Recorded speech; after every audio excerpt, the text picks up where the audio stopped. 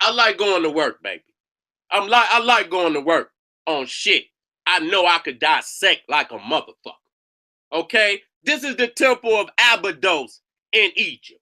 This temple was built by my spiritual ancestral God, deity, king, father, Seti the First, Min-Ma'at Seti the First, and you see right in front of him his son, Ramesses, and he's a young man, a teenager, and this is a king list of 76 kings. 76 kings, starting with the first king of Egypt, Narmer, going all the way down to the 76th king, Seti himself. The white man timeline is 2,000 years, okay? No other people have an original document with these many monarchs, consecutive rule with no break, 2,000 years straight, okay?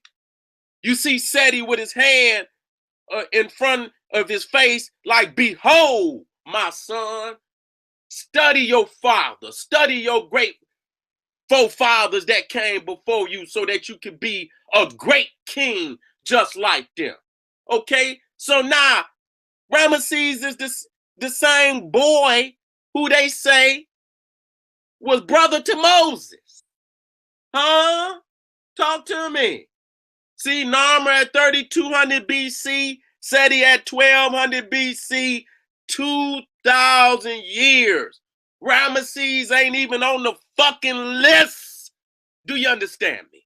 So even when you niggas say Ramesses ain't even on the list. He ain't even on the list yet. Okay? So if Moses was in this household, he would have had to have a comparable understanding of these kings. He would have had to have a comparable understanding. You see, in the fictive, he had to. You was there for 40 years. It says Moses was learned in all the wisdom of the Egyptians. I'm just asking these Hebrews and these bagel-eating peckerwood Jews, what did he learn? What did he learn? If he was learned in all the wisdom of the Egyptians, what did he learn? See? And so when we talking about, let me go to something. Let me jump around. Let me jump around. Let me jump around. I ain't gonna play no game. Let me jump around. See, stealing from Egypt. But see, look at this. They thinking they slick. They done took the stela from ancient Egypt to make their 10 commandments, to make their stones. They know damn well that that's a Egyptian artifact. And then they gonna put Roman numerals on this shit. And Rome didn't even exist even at the time of the fictional Hebrew. Goddamn numbers didn't even exist at the time of Moses. The Romans didn't come around to around 0 AD, and Moses supposed to live around 1200 BC. So how the fuck could you have Roman numerals on? See, these are the lies that they continue to tell. These are the lies that they continue to tell. Look at this. So you seeing where they got it from. You see on the left, you see the cartouches with the holy medu, what they call the medunetta, the sacred glyphs, the sacred pictorial ideographs of ancient Africa that have hidden meanings only known by the priests who constructed them. Okay? And so because they did not have the permission to come into the real craft, they made a fictional craft. That's what they did. This is some house, this some dress up, Mr. Dress Up and play a nigga shit. Okay, look at this. Look at this. All of this is stolen Egyptian spirituality, technology. See, you never see the original from the Hebrew. All you're gonna see is some goddamn animation sanitation. Animation sanitation. Some old fictional garbage fucking up the minds of people who have disconnected themselves from the Creator. I want to continue to remind you that religion is restraint, that you, regardless to whether you, even if you belong to an African religion, you came here already born, connected, already divinely created by your African mother, already divinely connected to God, your African mother, already divinely connected to the sun through your pineal gland. You are divine. You did not come here to find a God or a religion. If you are in a religion right now and it is not from African people, and even if it is, it should be under review. If you are in a religion today, you are under restraint. Your spirit is in prison. It is being detained. It is being restrained. You need to get with me right after this goddamn broadcast and get with me, get with Pharaoh, so we can get on that. Because you need to be worked on. We need to get detox you, and then we got to build you up with the nutrients of African culture, progressive African culture. Let's move on. And you see here, we give the motherfuckers the 10. We give them the idea of what the fuck a stellar, what a divinity is, and then he takes it and destroys the worship of the African woman. When you see the golden calf, you are looking at Het Heru, what they call Het Heru. I am using these terminologies so that you can have understanding. So I don't want nobody to say Seti is speaking the metal netter. I'm trying to get understanding. I have no time to get into that right now. When I say Het Heru, you know that's the golden calf. Okay, you know that's the golden calf, which is the Holy Mother. When you see I set with the horns and the sun disk on her head, suckling Heru. Now listen, we talked about anthropomorphic. Now we're talking about zoomorphic. Okay, when you use animals as a means, animal characteristics to identify non-animal things such as humans. So you're using the cow as a means to symbolize the mother, the black woman. Okay, so it's not just a calf, it's a symbolism of the black woman. And you see how hateful them old ignorant ass niggas is. I'm so shameful for their mamas who, birthed these niggas, and she blessed these niggas by bringing them into this world, and they have no more respect for the black woman than that. Nigga, y'all niggas are psychologically deranged.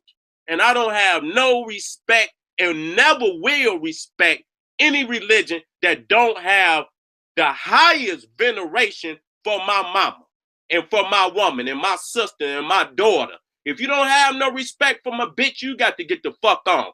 I'm not a part of nothing that's going to degrade and destroy the black woman as an institution. And here you see Het Heru, the black goddess. That's an institution. Mother, the greatest institution of the world is motherhood.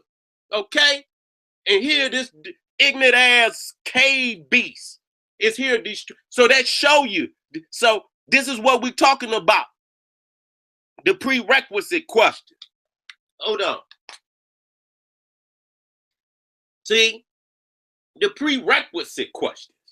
You see what I'm saying? That need to be asked before you go into any of this shit. Who is the man behind the curtain speaking for God? Because you got to look at the psychosis of the man behind the curtain. Because he's trying to pass off a lot of illegitimate concepts to the world that he couldn't pull off without the concept of God. Like owning land in Africa. God ordains him to own land in Africa. You must be looking at, he wants that land for a reason. And I'm going to show y'all why. And so he creates mythologies that gives him legitimacy to the land. Is power. It's not just no plaything. It's power here at work. Let me come out of here. So, again, let me come down here. Let me play. Let me go to work. I could keep going on and on and on. Keep going on and on and on. We are looking at a timeline. Okay, this is created by crackers. So if you get mad at the cracker. God damn it, I'm using his shit against him. Okay, this is a timeline. And on the timeline, it showed the Great Pyramids of Egypt built 2550 BC, which we know is not true. They had to put it there, but even doing that, you look, Jeff was born 2444 BC. Ham born 2440 BC. 2440 BC. Shem born 2441 BC. Now, Cush born, look at this. Cush born 2342 BC. But the pyramid, Ham is Egypt's father in the Bible. So the pyramids is already standing damn near 100 years before Ham is born. So how the fuck is Egypt gonna be Ham's father? How is that possible? Well, you see what I'm saying? And another thing that's clear. Let me come in. Let me come in. Let me come in.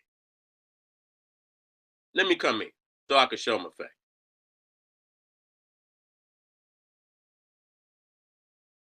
Let me come in. Let me come in. Let me come in. Because I want to work out. We done work it. We working on the God thing. Okay? We done work that out. You work with that. When you build up on that, it'll become more obvious. When you know, it'll become what it is, what it isn't. You work out with it. And shit gonna open up. And once it opened up and it registered to you that God is just an anthropomorphic form of the creator, giving human characteristics to unhuman things, such as like, again, the sky. You put God in the sky. That's anthropomorphizing creation. Ain't no damn man in the sky, just like ain't no goddamn man in the moon. Just like it ain't no goddamn, the moon made of cheese and shit.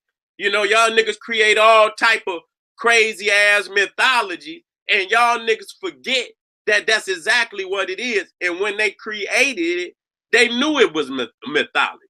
Y'all niggas hold everything to be actually what God said. Or some, you know, the fictional God, you think is actually what he said. You got to get that goddamn God shit out of your mind. There is no God. There is creation. Okay, there is the creator. And the closest thing that you ever gonna know of a creator is your mama. Because if you was not born into the world, you wouldn't be here to talk about none of this shit. How about that? Okay? This is what I wanted to deal with, the flood. Because I'm knocking down Moses, and I'm knocking down Noah, and I'm knocking down Adam and Eve. I wanted to show y'all also the publishing. I did not show y'all that. But I'm going to get back to the founders of these denominations. When we understand that man create religion, he creates God, then, you know, we got to look at these people and see who exactly is founding these goddamn denominations. So you can see exactly who your forefather is. If you was a Baptist, what was that motherfucking name that started the Baptist? But I got it, and I'm going to show it. And it's some motherfucker cracker from Holland. And so you niggas over here cooking chicken dinners for Sunday, every goddamn Sunday, and you following some goddamn white man from some goddamn Holland, and ain't now one of you motherfuckers got no genetic connection to no motherfucking Holland. How do y'all give y'all spirituality